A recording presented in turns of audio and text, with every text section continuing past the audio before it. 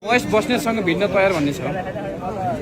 पार्टीले टिकट दियो भने जा भनेपछि त जाने नि। यदि महेश बस्नेतसँग भिड्न पठायो भने पार्टीले तपाईँ जाने हो तयार हो। जाने तयार। तर प्रबल सम्भावना छ नि त तपाईँको अहिले जितिन्छ ढुक्क छ कन्फिडेन्स। राष्ट्रपाले देशभरि जित्छ अनि भक्तपुरमा नजित्ने भन्ने हुन्छ भने गुन्डी त फेमस छ नि त देशैभर।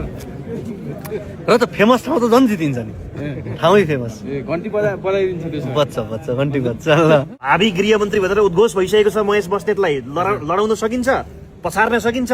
प्रधानमन्त्री नै भयो नि अब सकिन्छ भनेको। अब गृहमन्त्री त के, गृहमन्त्री किन नसक्नु, मन्त्रीहरू सबै सकिन्छ नि। हजुर, भक्तपुर 2 बाट मैले होइन, घन्टीले पछार्ने हो क्या, राष्ट्रपाले पछार्ने हो, सकिन्छ सकिन्छ।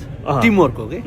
भक्तपुरका के छन् राष्ट्रपाको त्यहाँका स्थानीय पहिलेदेखिका साथीहरू मनाउन तयार हुनुहुन्छ? यस्तो अब देशव्यापी देशभरि नै यति बेला घन्टीमय छ।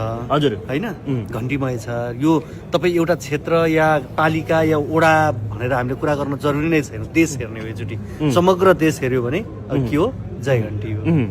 के छ यहाँ कतै मन कुडिएको छ कि साथीहरूको भन्ने कुरा नि छ? होइन, मन कुडियो त यसो हुन्छ, सबैको चित्त बुझेको हुँदैन, स्वाभाविक हो। काहीँ न काहीँ त अब के लागेको हुनसक्छ भने कतिपय भक्तपुरकै साथीहरूलाई हाम्रै मान्छे कोही आइदिएको भए हुन्थ्यो भन्ने लागेको होला होइन। या भक्तपुरभित्रबाटै कोही हुनुहुन्थ्यो भने पनि त्यो नआएर चाहिँ म आएको भए हुन्थ्यो भन्ने हुन्छ, स्वाभाविक हुन्छ।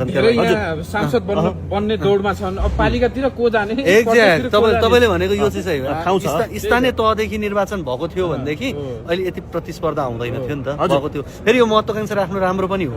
किनभने अब यो जुन कुरा छँदैछ, के लाग्यो? जनकपुर त हेरिसक्नुभयो तपाईँले, कस्तो लाग्यो त्यो उत्साह? हेर्नुहोस् त तरै मधेस त मैले सुरुदेखि नै भन्दै आएको, 8 जिल्ला बालेन्सा जाने बित्तिकै पहिलो कुरा के हो भने मधेसले पहिलोपटक देशमा प्रधानमन्त्री पाउँदैछ, त्यो उत्साह त स्वाभाविक हुन्छ। त्यो उत्साह जनकपुरबाट झापा सर्छ?